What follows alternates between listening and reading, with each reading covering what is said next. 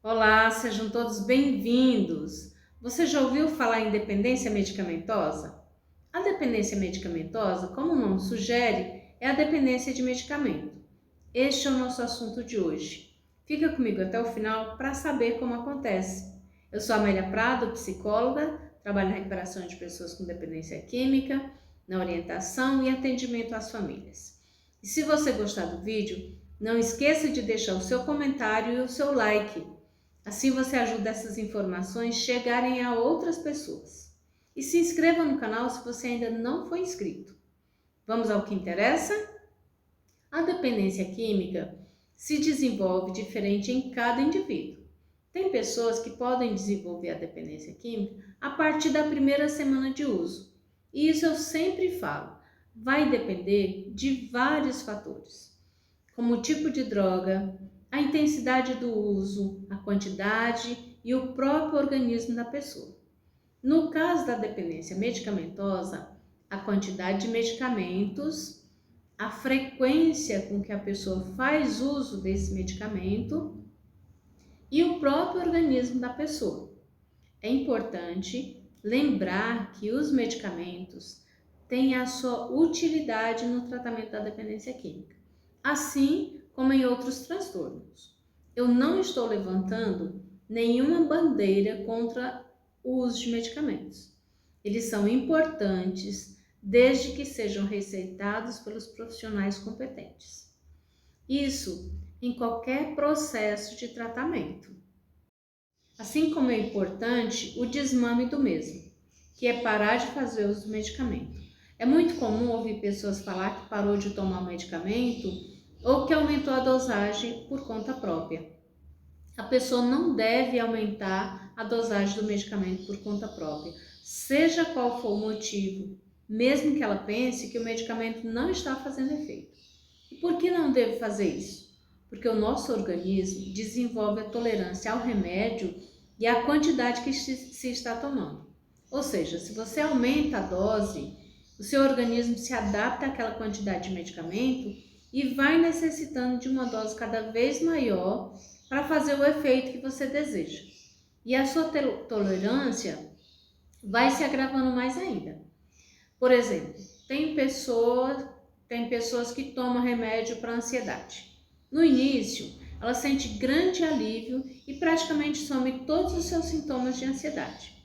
Passado algum tempo, ela começa a sentir algum sintoma de ansiedade e aí ela já pensa que o remédio não está mais fazendo efeito e por si mesmo aumenta a dose do medicamento, porque ela não quer mais sentir nenhum sintomas até ela desenvolver a tolerância, a dependência do medicamento e se queixar que o remédio não funciona mais. A medicação, ela deve servir como auxílio e alívio dos sintomas e desconforto, não para resolver todos os problemas, porque sabemos que não existe remédio para resolver todos os problemas, não é mesmo? E a dependência medicamentosa acontece exatamente quando a pessoa desenvolve a tolerância do medicamento e quando ela também tem crise de abstinência. Porque talvez você não saiba, mas a dependência medicamentosa causa crise de abstinência. E dependendo da gravidade da dependência, os sintomas de abstinência são bem severos. Assim como a dependência de outras drogas, quando se agrava, é necessária uma internação para realizar o tratamento da dependência. E afeta a pessoa da mesma maneira que afeta a dependência de outras drogas.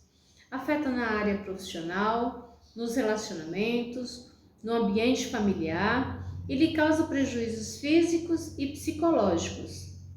Talvez você viva se consumindo pelo uso de droga do seu familiar e nem percebe que ficou dependente de medicamento.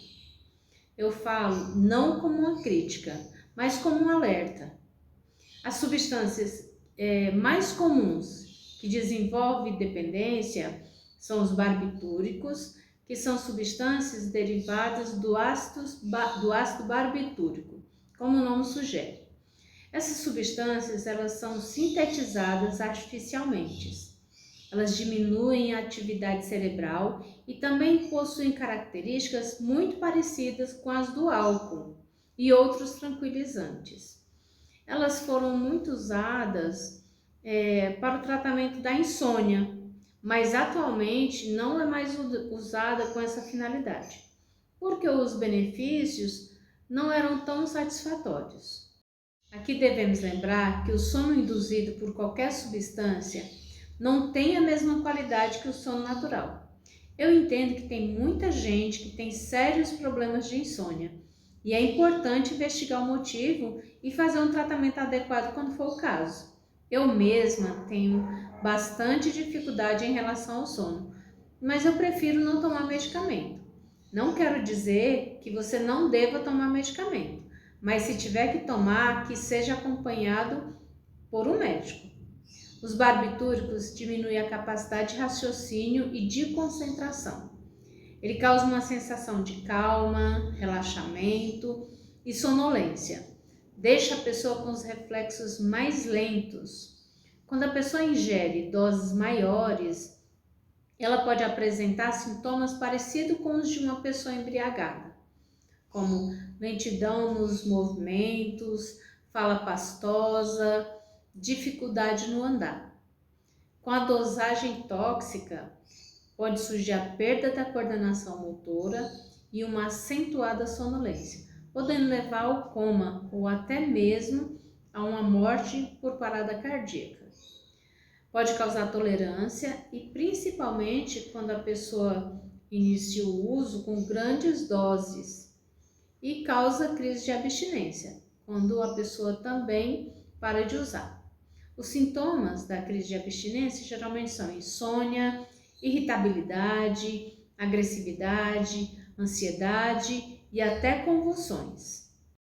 Temos os benzodiazepínicos, que possuem algumas características dos barbitúricos, com a vantagem de oferecer mais segurança em sua dosagem em relação aos prejuízos à saúde. Os seus efeitos são a diminuição da ansiedade, induz ao sono, produz um relaxamento muscular e reduz o estado de alerta.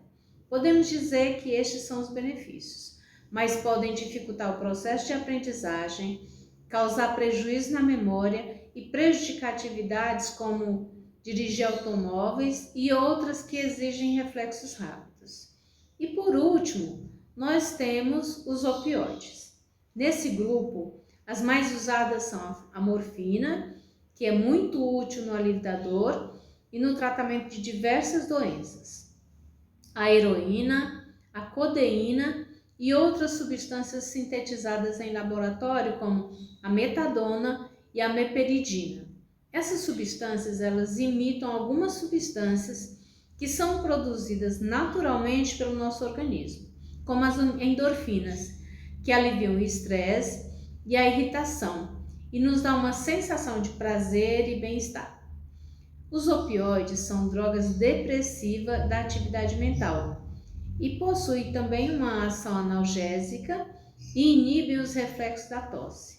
Os seus efeitos, eles causam contração da pupila, a diminuição da motilidade do trato gastrointestinal, ou seja, a diminuição dos movimentos do intestino, tem um efeito sedativo e prejudica a capacidade de concentração e causa torpor e também sonolência. Os sintomas de abstinência são náuseas, cólicas intestinais, lacrimejamento, arrepios que podem durar até 12 dias, corrimento nasal, cãibras, vômitos e diarreias. Deixando bem claro que usando com prescrição médica e na dosagem adequada, todo medicamento tem a sua função e a sua utilidade. E que para a dependência medicamentosa também existe tratamento.